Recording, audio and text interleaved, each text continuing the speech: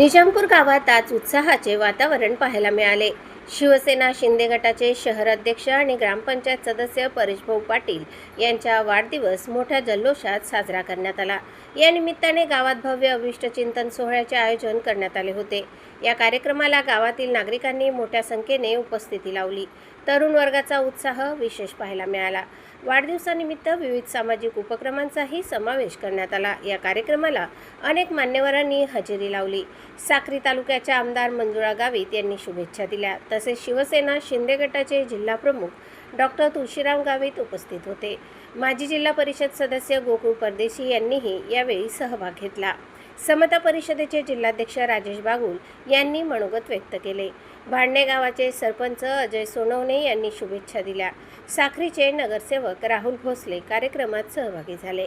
सामाजिक कार्यकर्ते अनिस पठाण यांनी उपस्थिती दर्शवली। माजी पंचायत समिती सदस्य अशोक मुजगे यांनीही शुभेच्छा दिल्या। जैताणे गावाचे माजी सरपंच ईश्वर निहाळदे उपस्थित होते।